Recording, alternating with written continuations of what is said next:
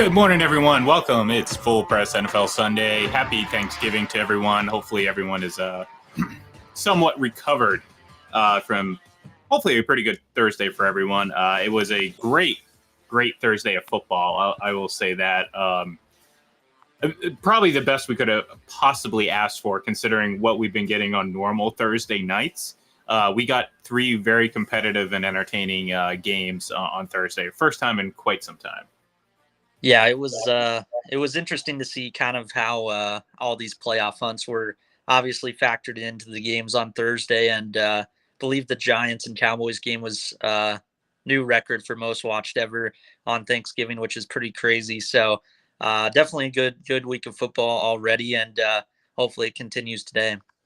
Yeah, and obviously we saw the Vikings, Cowboys, and Bills all come away with victories. And look, this was a save for the Lions, except this isn't it's not necessarily the Lions team that we've come to know. They're at least fairly competitive in most games, and we saw that again on Thursday. But 5 of the 6 teams playing on Thursday were in the playoff picture, and we saw the playoff picture, as you said, kind of take shape a little bit more, with the Bills obviously holding on to that win, because had they lost, now again, in hindsight, we know the Patriots lost, so it wouldn't have been as messy had the Bills lost and the Patriots won. But we were very, very close, very close. And you look, you can make an argument out of Sunday that the Patriots very well could have and probably should have won that game, and the Bills could have probably and should have probably lost their game. So this isn't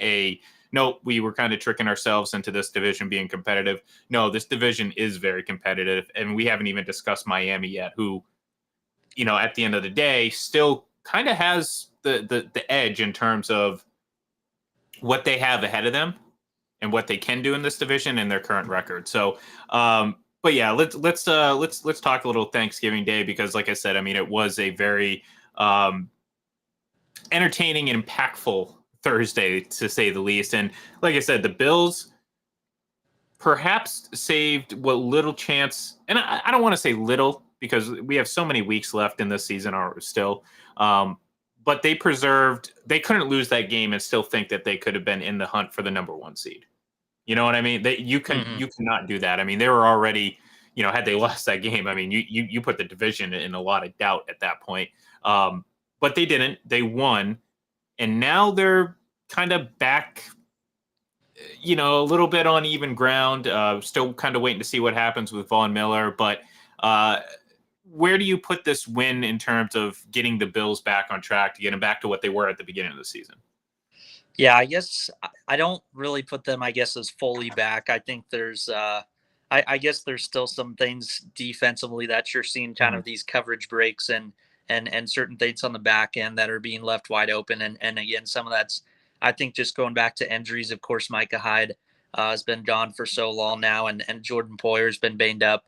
I think offensively, seeing the balance that they've shown, that's something that I think is definitely going to help them as we get deeper into the season.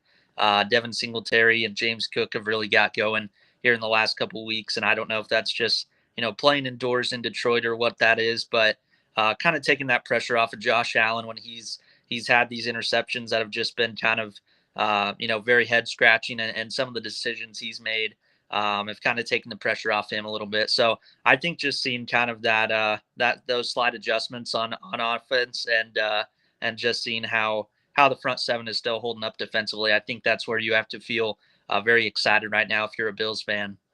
Yeah, and look, and we're gonna discuss it here in just a moment, but they're one of the 3 teams right now that have a scheduled visit with Odell Beckham Jr. And not that this offense needs any help, but obviously they have in their minds making a run and going for a Super Bowl, and those are the type of moves that you make, and it doesn't necessarily always work out. I mean, there's no guarantee that Odell Beckham Jr. is going to, and my cat just jumped up to the very highest part of my desk right now, so I'm kind of alarmed. But so if something comes crashing down and my screen goes black, that's why. It's the very fat and heavy cat. So, but yeah, I mean, there's no guarantee. Look, you look over to Tampa Bay and Chris Godwin, and I think we all will look and say that a guy that's much younger than Odell Beckham Jr. is still really trying to recover from his ACL tear, and OBJ is coming off too within I think an 18-month span. So there's really no guarantee that he's going to have this immediate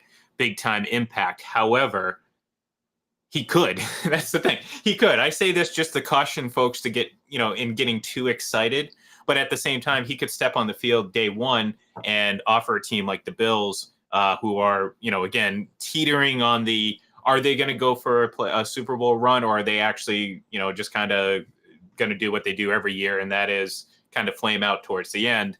I don't know. We'll see. Like I said, the Bills had to win on Thursday to keep in the mix for the number one seed, because it's certainly not a guarantee for Kansas City. I know Chiefs fans were certainly excited about the win, and they're in a good spot right now in terms of getting that bye week.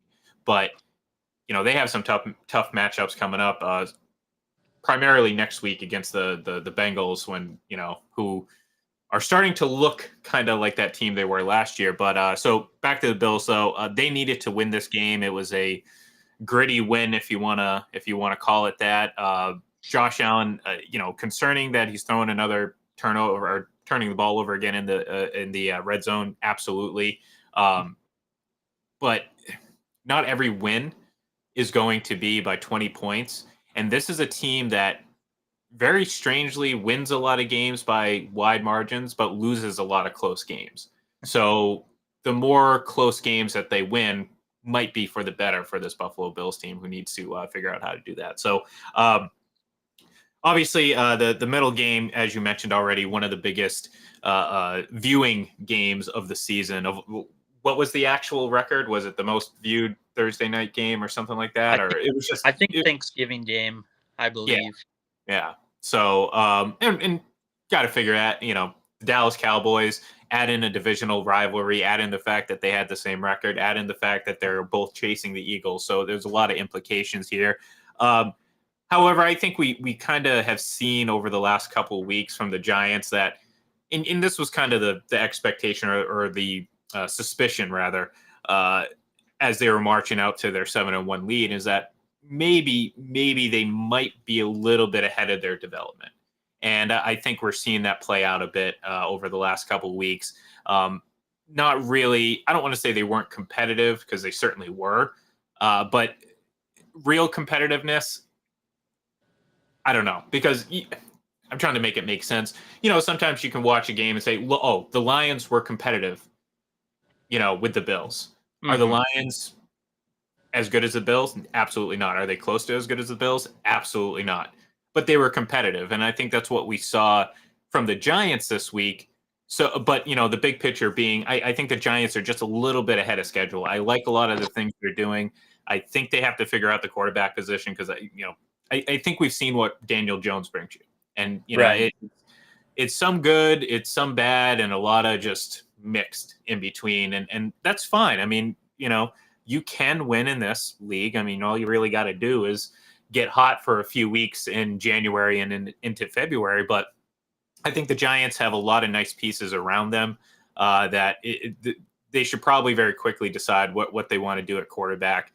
Not that it's an easy choice to figure out, but they got to do something else, because this guy just isn't it, in my opinion. So thoughts on the Giants and the Cowboys? Do you? Well, I'll ask you first. Do you think the Giants are kind of destined to miss the playoffs? And two, how much do you buy the Cowboys as a real legitimate contender in the NFC? I guess for the Giants playoffs, I think they still make it there, just because I think some of their schedule is still light enough on the back end. But yeah, I think you just mentioned kind of the talent deficiency, and obviously they entered this game with a lot of injury problems, and that's something that's kind of continued to pile up for them, and especially at the wide receiver position. So I could see them only needing maybe 2 more wins and still getting in this NFC, given how kind of light it is at the top this year.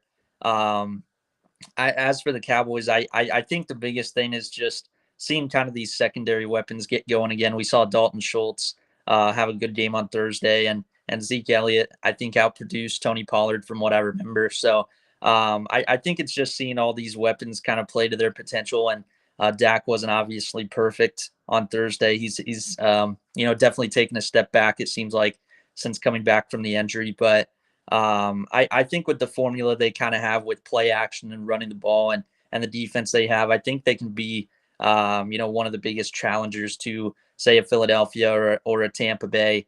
But I think it's all going to rely on probably Dak's shoulders and maybe the decision making of Mike McCarthy. Yeah, and look, I mean, it's not that. It's not that like Dak Prescott is playing poorly. He's not. He's at times playing very well, but two more interceptions on Thursday, and that's just something that these are the things that separate the great quarterbacks from the pretty good quarterbacks in this league, and I think in this league you really need a great quarterback to win consistently and be a true competitor. So I'm not 100% sold on the Cowboys. Again, we'll talk about them in a minute because much like the Giants and the Bills, they are also in the mix for Odell Beckham Jr.'s services, and that could certainly change things from an offensive standpoint. But yeah, I'll be interested to see what happens over the course of the next couple of weeks. Can they string together a few really good games against some really good teams? We'll see.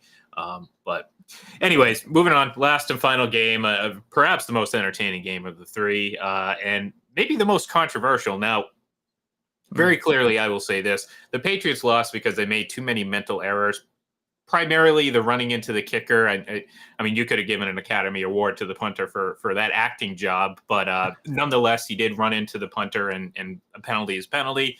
And there were some questionable mental errors, such as Hunter Henry not running out of bounds at the end of the half, that really could have potentially cost the Patriots a play or two and a better shot at 7 instead of 3.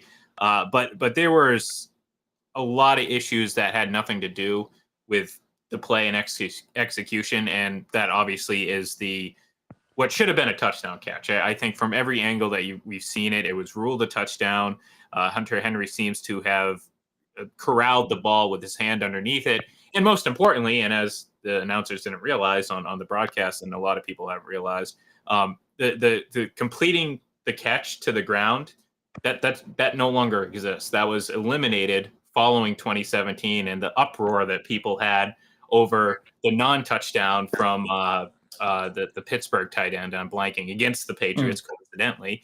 But as you can probably recall, because obviously you follow the Chiefs very closely, there was almost an identical play involving Travis Kelce earlier this season, where I thought the control of the ball was far less certain in his case, but it was ruled a touchdown. And again, this isn't some grand conspiracy against the Patriots. These refs aren't like huddling together before games and saying, "Oh, we're going to screw Kansas City or we're going to screw New England." We see officiating incompetence across the league, and again, you can't blame them for losing games because again, that's just ignoring some of the other issues that were had. But it's unfortunate that Mac Jones put together probably his best game of the season, and certainly something you hope he can build off of. But it's going to be always marred by that non-touchdown catch. So I guess what were your impressions maybe of the penalty, or I'm sorry, not the penalty, the overturn of the touchdown, or the Vikings or the Patriots in general? I just want to get your impressions on that game. Yeah, I guess for the controversial call, I guess I didn't really 100% know that surviving the ground was kind of eliminated. I guess if that was still in play, it didn't even really seem like the ball moved. So I don't know really what kind of indication they really got from that play that really would have overturned that or kind of eliminated that score. And going back to the Kelce one, it wasn't just, I think, that he barely had control. I think it seemed like he, barely even got the ball over the plane if he did at all. So it seemed like Henry's was kind of more clear right over the goal line, and I guess it just seems like it just seems like I think there's I think it might have been a college game yesterday that I think kind of the term clear and obvious. I think that's something that's kind of not used very consistently, whether it be college or NFL. I think that clear and obvious kind of indicator just kind of needs to be wiped away or obviously used 100% of the time, because I think that just kind of muddies the waters a little bit more. And And yeah, you mentioned Mac Jones. I was really impressed with how he kind of came back in this game. Um, score for Kirk Cousins, and especially after some of the throws to Justin Jefferson. I mean, it seemed like it was perfect coverage, and he still was able to come down with it. So definitely his best game of the year. I think the Vikings. I still kind of have a little bit more doubt now than what I did maybe a couple weeks ago in them for NFC playoffs, but they keep finding ways to win, and at the end of the year, they're not going to ask you how you did it. They're going to ask how many. So they're still going to be very dangerous, but I have a little bit more questions, I guess, than I did earlier about Minnesota. Yeah, and look, maybe it's a me problem, but I'm kind of the same way. I I like what Minnesota's doing. I do think that they're a really good team, and I called them a really good team because, again, when Patriots fans are disappointed that the Patriots lost, it's like, look, you're a growing team. There's going to be bumps in the roads, and you competed against a very good team. I just, to me, there's a difference between very good and elite level, and we've Mm-hmm. talked about it every week. It seems like there's really not many elite level teams, if any, in this league right now, save for maybe Kansas City. But at the end of the day, it's really just, I don't know. I don't want to say it's a down year because we've seen a lot of competitive football, we've seen a lot of one score games, and we've seen a lot of double digit comebacks. So it's been entertaining from that perspective and competitive from that perspective. I just don't think we're having that same level of play across the board that we've had in recent years. And teams like the Vikings are kind of epitomize that. Like, they have a lot of talent, Mm-hmm. but at whatever the record, it was 9-1 now. Um, you, I don't know. Again, I'm not so, if they're gonna, I'm gonna probably pick against them in most playoff. If the playoffs started today, there's not too many matchups that I would pick them in, regardless Right. if they're home or away. So that's kind of where I stand on Minnesota. And again, maybe this might not be fair. I mean, I don't follow Minnesota every snap, and reading absolutely everything about the team. So shame on me for not doing that. But at the same time, I'm trying to base this off of, we've seen a lot of hype with this team before in the past. We've seen a lot of Mm-hmm. talent on Minnesota. I don't know what it is, but they always seem to have these incredible wide receivers come through their system, come through their team, and we're seeing it again with Justin Jefferson. So speaking of wide receivers, kind of been hinting at this. Odell Beckham Jr. obviously has been cleared to play. He's recovering from a ACL tear that he suffered in last season's Super Bowl. And so far, what we know is that he has 3 visits scheduled this upcoming week: Buffalo, the Giants, and of course, the Dallas Cowboys. So all 3 of those teams, you can make a good case for, I suppose. I mean, the Giants, you could probably made a better case a couple of weeks ago when they looked a lot better than what they have. But they have history, obviously, with Odell Beckham. The Bills, Von Miller has been courting him, teammates with the Rams last year. So that's obviously been on the table. And Buffalo is a very good Super Bowl bound, quote unquote, team. And then you have the Cowboys, who we just talked about. Are they NFC elite? Maybe. Are they NFL elite? I don't know. Is adding Odell Beckham Jr. the key to winning their first Super Bowl in nearly 30 years? I don't think so, because again, like we mentioned to start the show, there's no guarantee that he's going to be peak Odell Beckham Jr. when he first comes back. However, you add him into the mix with what they have right now, okay? And all of a sudden, it's hard to consistently stop dynamic offenses. Doesn't mean these teams are always great, but eventually they're going to have theirs and they're going to get theirs. And I think Dak's good enough to do that, along with the group that they have with Pollard and obviously Ezekiel Elliott in the backfield as well. So I'll ask you. It's a 2-part question, or maybe it's the same answer for both questions. I don't know. Where do you think? And maybe it's not a team that he's set to visit, because maybe there's a mystery team out there floating around. But I'll ask you, where do you think the best landing spot is for him? And where do you ultimately think he will sign with here? And what I would guess is something we'll find out in the next week and a half. Yeah, I think the best landing spot for him, honestly, is the Bills, just because as much as I like Gabe Davis, I think he's not necessarily wide receiver 2 caliber.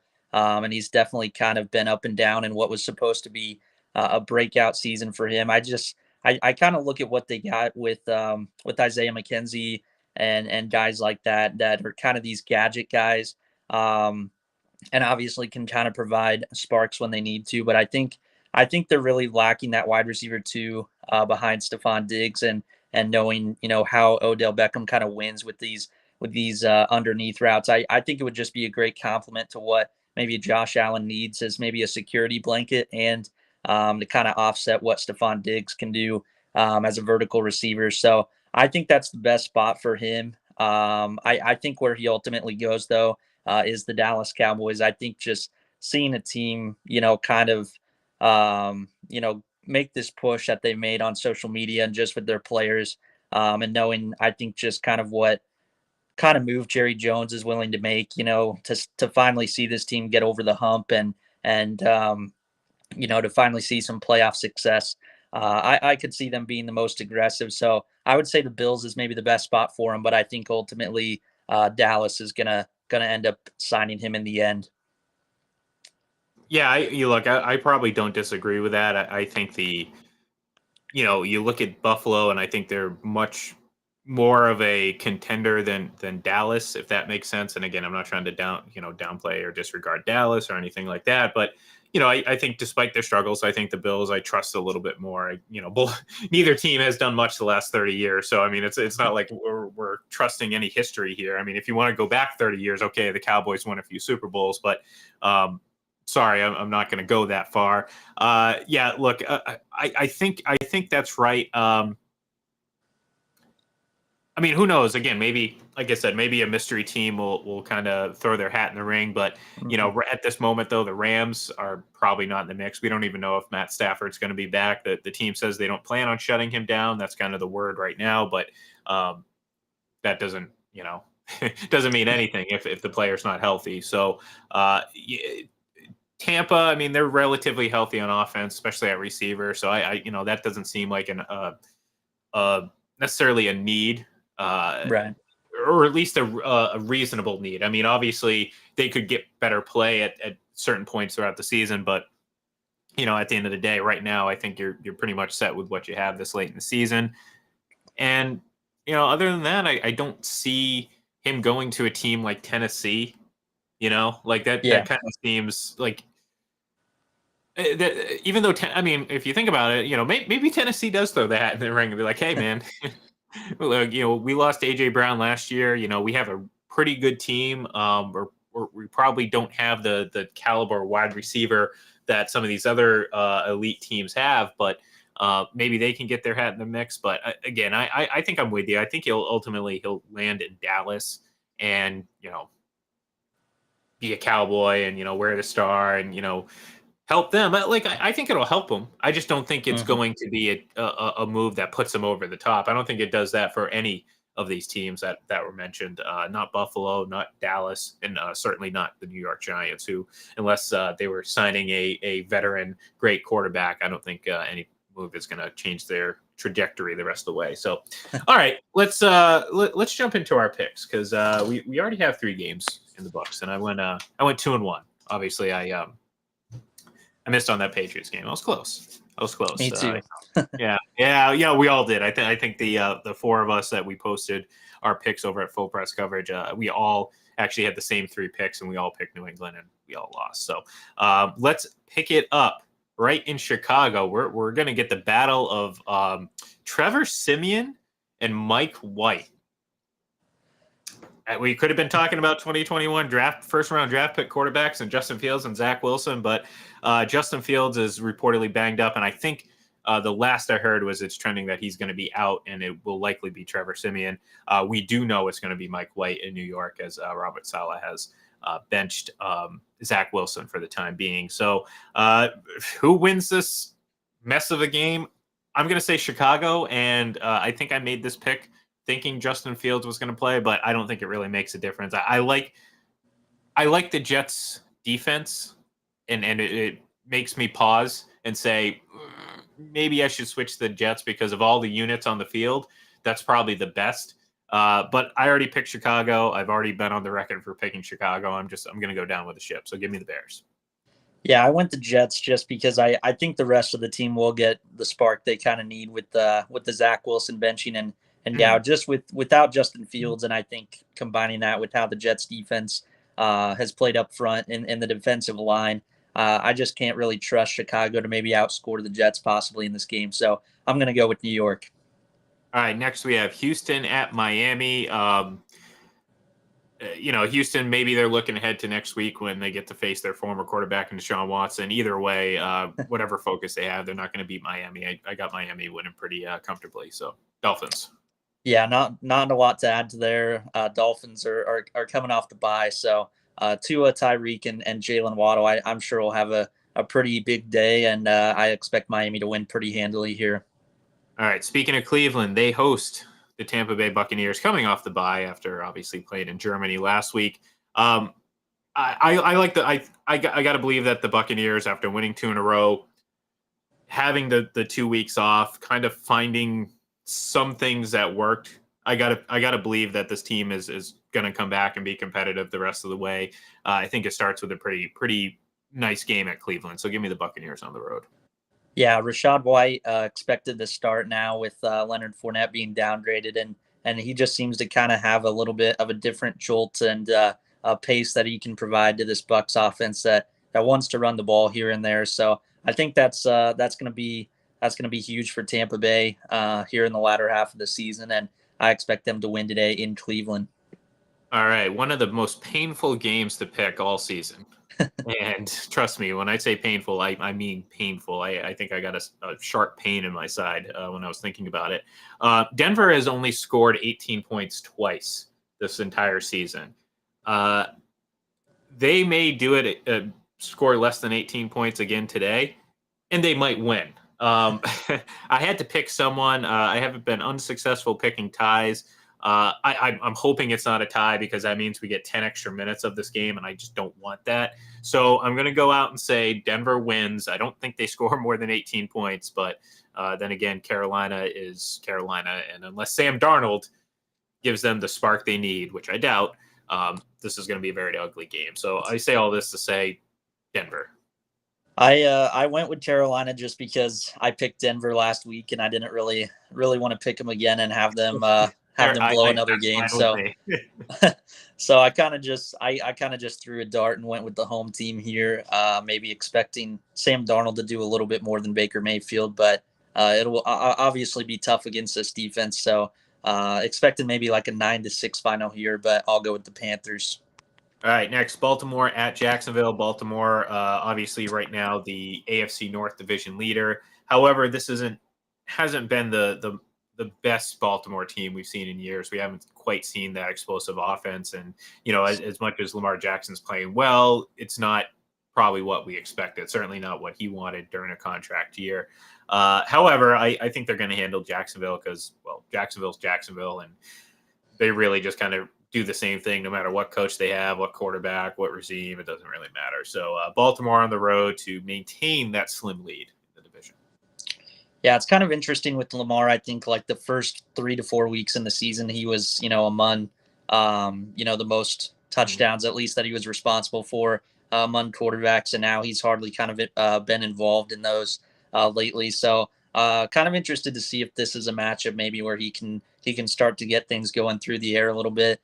Given that Jacksonville's a little bit stronger in the front seven. But I think they'll win today on the road. I wouldn't be surprised if it's still close, but I think the Ravens will find a way. All right, next we have a playoff rematch from last year, Cincinnati. We talked about them just a minute ago. At Tennessee, it's remarkable. I saw someone, it was tweeted out, I think from the NFL account or some show or whatever, from the NFL.com website. But Cincinnati's splits from last year at this point and this year at this point, both 6-4, almost identical points per game, almost identical passer rating, identical points given up. It's remarkable how similar it is to last year. And of course, we know last year they went on and went to the Super Bowl. No Jamar Chase again this week, and no Joe Mixon. They've been still winning and still playing successful. And look, that 5 turnover game in week 1 from Joe Burrow, that seems like a distant memory because he's been playing some very, very good football. So despite all that, I like Cincinnati on the road in this one.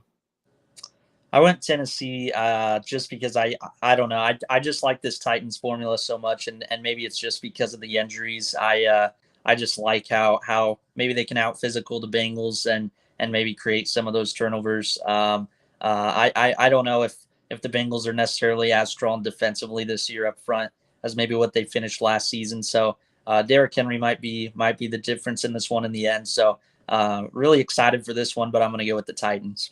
All right, next we have the Commanders hosting the Atlanta Falcons. Taylor Heineke 4-1 as a starter this season. This Washington team has very quietly won majority of their games the last month and a half, and I think they keep it going this week against Atlanta. So give me the Commanders. Yeah, not a whole lot to add here. I think the Falcons. It's just weird to see their differences on the road versus being at home in kind of these close, wild games. And I think you've seen Mariota start to kind of fall off after he did some decent things early in the season. So I'm going to go Washington here. And another example of how things change, but it just stays the same nonetheless. The Chargers. I mean, this has been the same team for almost the last 20 years. Talent, hype, falling short. And, we've kind of seen some more struggles this year than we did last year. We both agree that coaching is an issue. However, on the other side of the coin in this week's matchup, you have the Arizona Cardinals, who are even worse. So, look, I harp on the Chargers a bit because I had a lot of hope for them, and I kind of fell for the trap again with that team. Doesn't mean they're completely out of it. I still think they're a pretty good team, just not one I'm going to sell on consistently or buy consistently. This week, though, I am going to buy them to handle the Cardinals on the road. So give me the Chargers, and hopefully you get a nice big game from Justin Herbert this week. I really wanted to go the Cardinals on this one, but I can't really trust anything Kyler Murray's doing right now, and obviously missed the last 2 weeks. He has Marquise Brown back and DeAndre Hopkins back, but I feel like this could be a game where the Chargers defense gets going a little bit, especially on the back end, and kind of make up for some of those mistakes we saw late last week. So I'll go with the Chargers. All right, next we have Seattle coming off the bye, much like the Bucks they played in Germany 2 weeks ago, hosting the Las Vegas Raiders. And again, as much as things change, they stay the same with the Raiders. There's nothing that I can see that would convince me that the Raiders can win this game because they could jump out to a 24-0 lead, and I'm still taking the Seahawks. So give me the Seahawks. Yeah, I got the Seahawks as well. I think unless Geno Smith plays like Russell Wilson and the Broncos offense, I can't see the Raiders making enough stops defensively in this game. So I'm going to go with Seattle. Next, we have the Saints heading to San Francisco. Look, I mean, the Saints are they're not what they were last year. They weren't a great team last year, but no one wanted to play them because they had a really good defense, and I think they were much better coached. Obviously, with Sean Payton. This year, not so much, and I think there are underlying issues with this team that aren't going to go away, i.e., Michael Thomas. I don't know if you saw some of the tweets he was tweeting yesterday, but he seems to perhaps have an issue with some of the quarterbacks throwing to him. But then again, wake me up when he's on the field again, and then maybe we can talk. So anyways, they're going to San Francisco. Look, San Francisco, you can argue, is the best team in the NFC. The record doesn't reflect it yet, but anyone who's watched this team, especially offensively the last few weeks, knows that they're probably pretty legit. I like San Francisco in a pretty comfortable win this week. Yeah, that's kind of where I was going was, the record. It's kind of weird to see that they're 6-4 because just seems like they've been much more dominant than that. And obviously a couple of squeakers that kind of went against some weaker teams. But yeah, I think this is probably the best defense in the NFC as much as Philadelphia's added to their roster this season. And that's obviously not a good recipe for Andy Dalton and the Saints. So I like the Niners pretty big today. All right, Kansas City hosting the Rams. No Matt Stafford. Look, the Rams are a bad team. They should lose this game, and I think Kansas City. If you're a Chiefs fan, you want to see probably just a complete game. You don't need a blowout. You don't need this. You just need two good halves of football, and I think you'll agree with me that having a good first half and then dragging your feet through a second half, yeah, a win's a win, but you're gonna be like, all right, come on, let's put it together through quarters 1 through 4, and I think you're going to get that from the Chiefs tonight. Or today. So yeah, Chiefs. Yeah, I mean it's kind of weird to think Malik Willis and the Titans did what they did to them as far as not having their starting quarterback, but obviously Titans formula and talent is a lot better than the Rams, and yeah, I you think want they're to see better that. coached too. Right, right. Yeah, it's just I think the Rams, even outside of the quarterback, it's just no Cooper Cup. I think Allen Robinson is not expected to play today, so it's just a lot of kind of nameless, faceless, basically players out there on a team that is defending Super Bowl champs. So I was really excited for this game going into the year, and now it could be obviously a blowout. So Chiefs pretty easily today. Yeah, like I said, I don't see any path for the Rams winning this game unless I don't know, unless Aaron Donald could somehow match his defensive line abilities on offense in some capacity. I don't think that's possible. This isn't a Mighty Ducks movie or anything like that. So, all right, last but not least, Sunday Night Football, the Green Bay Packers at the Philadelphia Eagles. We learned this week that Aaron Rodgers is dealing with a broken thumb. Whether it's a coincidence that information comes out, I don't know, whatever. But I don't know what it is. But I get the feeling that we're going to get an upset tonight. Sunday Night Football, Packers. Look, this whether it's playing with a little bit less pressure because despite not being mathematically out of it, I don't think anyone believes that the Packers are in any way capable of making it to the playoffs. Sometimes that allows you to play a little bit looser, and I think that's going to happen tonight because I think the Eagles have been pressing a little bit the last couple weeks, and we saw them nearly lose last week to the Colts. I think Green Bay's a little bit better, or at least they're capable of because of their quarterback, and I think this is a week where they're going to look pretty good. So I don't know if it's an upset, but I think it's an upset. Green Bay over Philadelphia. Yeah, I almost wanted to go there as well. I think it'll be close, but I guess it's just I guess for me it's seeing how the Packers offensive skill players maybe match up with the secondary of the Eagles. That's maybe what worried me the most. So I went with the Eagles, but I do think it'll be close tonight. Oh, we'll see. Hopefully, at the very least, we'll get an entertaining game. But all right, thank you everyone for tuning in. That's going to do it for us. Stay tuned about 11:30 as we got our Full Press Fantasy Live show coming up here right on Full Press Radio on Twitter, on our Facebook page, Full Press Coverage, and of course over on our YouTube page, also named, coincidentally or not, Full Press Coverage. How about that? We will be back obviously next week as we again do our picks and everything like that. But stay tuned all week for FPC Radio Live and of course Full Press NFL Podcast as Braden and I give our studs and duds this week coming up on Tuesday. So thank you everyone for tuning in, and we will talk to you soon.